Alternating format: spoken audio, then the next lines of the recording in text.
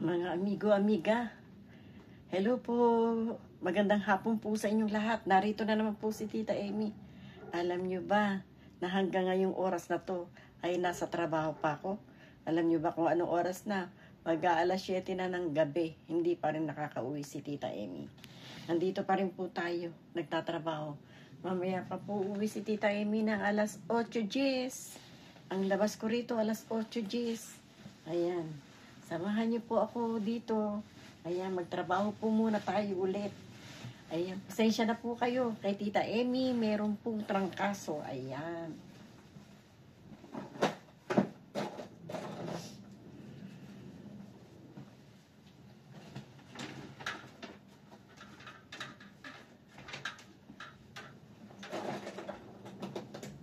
Simula umaga po. Babas po ako kaninang umaga sa bahay ng maaga pa. Hanggang ngayon, maggagabi na, magdidilim na, nasa trabaho pa rin si Tita Amy. Dumidilim-dilim po yung panahon. Ganyan po, dumidilim-dilim nga po eh. Ewan ko nga po kung bakit. Ayan. Sana pa lumiwanag na. Dumidilim po talaga. Pasensya na po kayo. Sige lang po. Importante, nakikita niyo ako.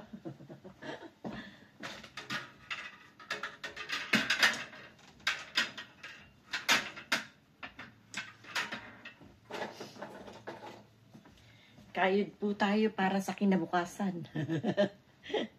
Para sa kinabukasan po. Pag wala po tayong kayod, wala rin po tayong pera. Ayan.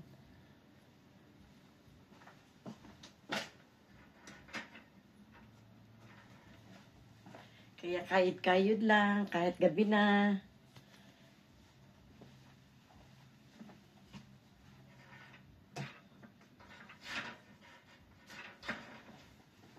Isang oras at kalahati na lang naman po, uuwi na si Tita Amy. Makakapagpahinga na rin po tayo. Ayan, makakapagpahinga na po si Tita Amy. Pagdating ng isang oras at kalahati, uuwi na po tayo. Yun nga lang po, kukuha pa tayo ng bus. Wala pong kotse si Tita Amy. Ayan.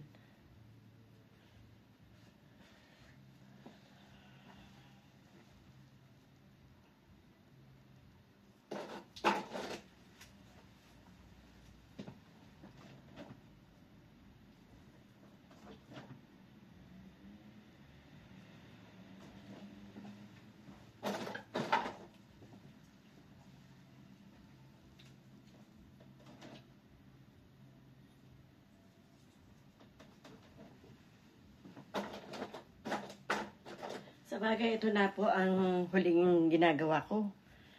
Tapos na po ako dun sa loob, tapos na po ako lahat. Itatago ko na lang po yung mga ginamit ko. Pero kailangan po nating lumabas sa ayos ng oras.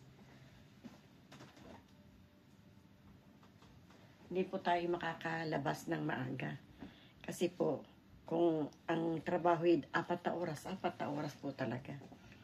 Magpupunas-punas lang po muna ako ng konti.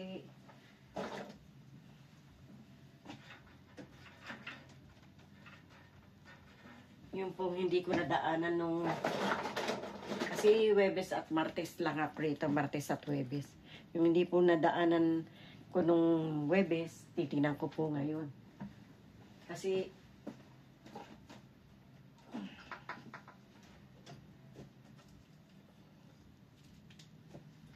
Kasi po pag hindi ko dinaanan ngayon, baka po kumapal yung alikabok eh, mapalo po tayo. Mapalo po tayo, baka sabihin wala tayong ginagawa. Kaya kailangan po natin yung gawin kahit nagtatrabaho tayo, ito.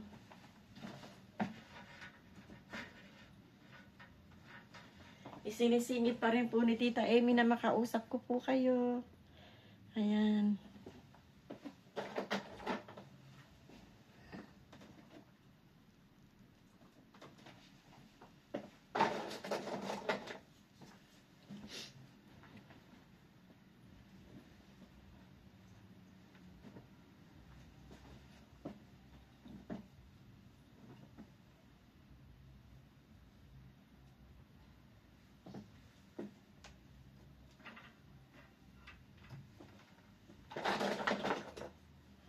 malapit na po tayo umuwi.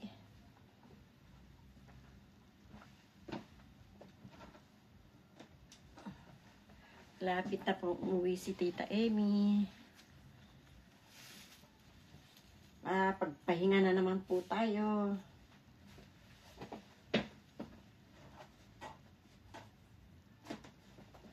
Hindi na po ako nakakapag-live. Kasi po, wala na po akong oras mag-live.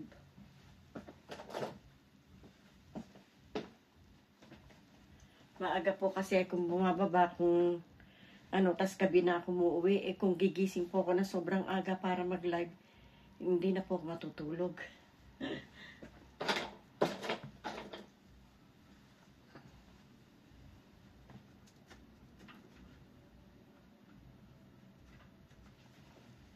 Katulad po nito ngayon, gabi na tayo makakauwi. Kukuha pa po kasi ako ng bus. Lalabas ako dito alas 8 Gs. Kukuha pa po ako ng bus. Pagdating sa bahay, kakain pa po. Lilinis pa ng katawan.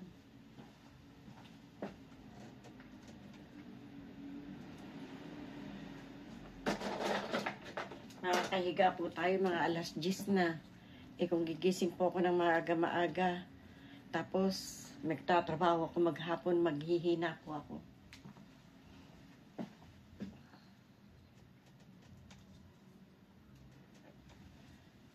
Kaya po hindi na ako nakakapag-live. Siguro po pagka luwag-luwag yung oras ko, yun po, pag-live din po ako. Pag makapagpahinga po tayo ng maaga sa gabi sa hapon.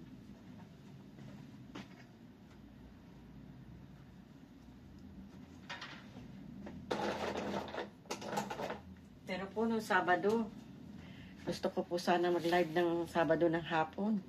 Hindi na po ako nakapag-live kasi tinarangkaso po ako, kaya linggo hindi na rin po ako nakapag-live. Hindi po ako nakapag-live dahil hirap na hirap po akong kumilos. Kasama po kasi talaga ng pakiramdam ko nun. Sensya na po kayo, dumidilim na.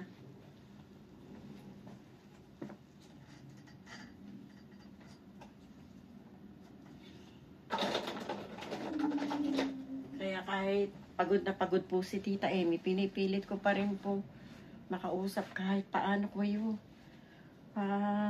Malimutan nyo na po si Tita Amy.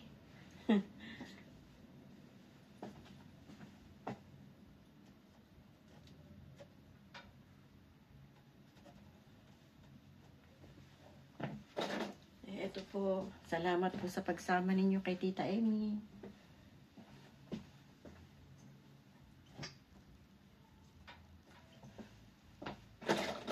Wala po kasi kung camera rito, mic. Kaya po pag lumalayo ako, hindi nyo po ako naririnig. Kaya nakakapagsalita lang po ako pag malapit ako dito. Kasi pag malayo po, hindi nyo naman ako maririnig. Wala po kasi akong mic.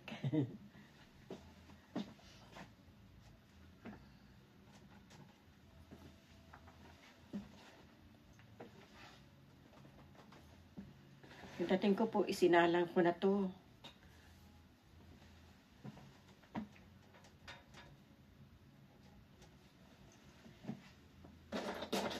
Sinalang ko po sa washing machine. Sabi kong ganyan. Pag natapos ko lahat dun sa loob at saka ko na isasampay. Ito na nga po. Ano ba, Ere? Paano nga ba to? Paano ba to, senyora? Paano ba to isasampay?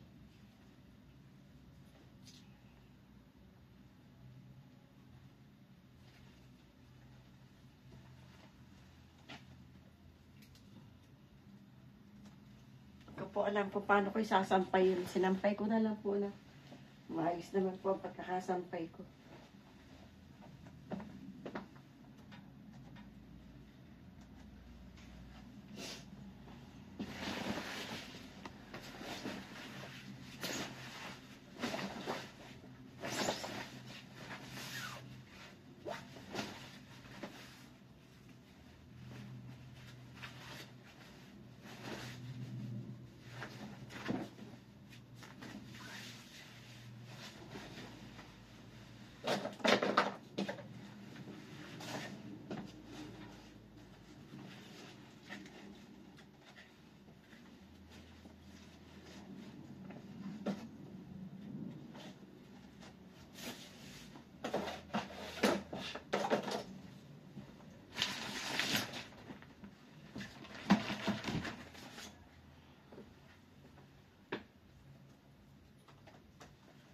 Ayan po.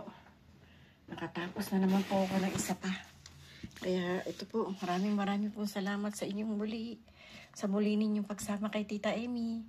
Maraming po salamat sa hindi ninyo pagbitaw. Maraming po talagang salamat. Sa susunod na naman po na muli ako maglalapag ng ating mga pinagsamahan. Ayan. Thank you very much po mga kaibigan ko. Ayan, sa akin po mga subscribers, sa akin po mga manonood. Thank you very much po sa inyo. Sa akin po manonood. Subscribe na po kayo hanggang sa makarating po kay Isabel para updated po kayo sa nilalapag ni Tita Amy. Bye-bye po. I love you. And I love you all. Nagbabago ang boss Tita Amy kasi may trangkaso po siya. Salamat po. Bye-bye.